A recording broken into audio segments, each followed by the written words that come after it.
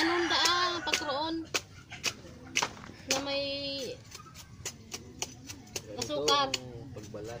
Ganito ang pagbabalat ng galyang.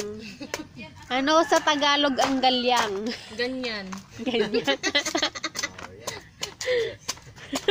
Diba? Ganyan, oh. Ano tabi? Manay ang tagigibo mo.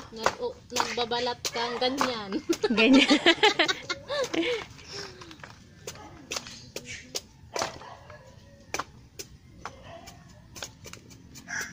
Ang galyang baw.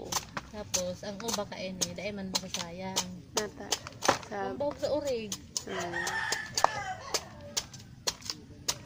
Ang daming pakinabang nito.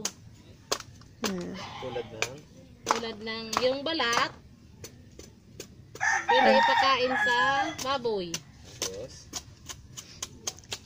Tapos yung baboy. Yung baboy. Pwede ipakain sa tao.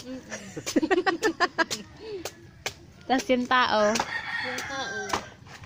Pwede ipakain sa uod. Sabi niya.